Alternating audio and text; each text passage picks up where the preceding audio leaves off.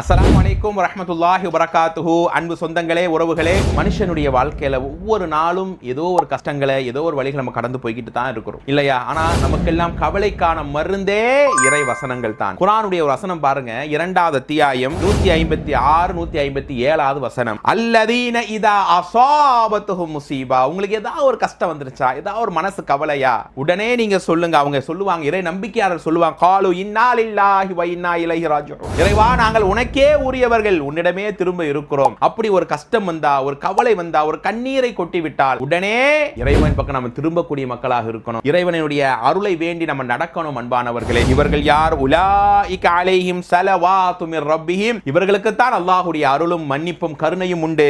வர்ரஹ்மா வ உலாயிக ஹுமுல் முஹ்ததூன். அவர்களுக்கு தான் நேர்வழியும் என்று அல்லாஹ் சொல்லுகிறான். அப்படியான அன்பான சில கவலைகள், கண்ணீர் வரும்போது இறைவன் பக்கம் மீளுவோம், இறைவனுடைய உதவிகளையும் பெறுவோம். அஸ்ஸலாமு அலைக்கும் வரஹ்மத்துல்லாஹி வபரகாத்துஹு.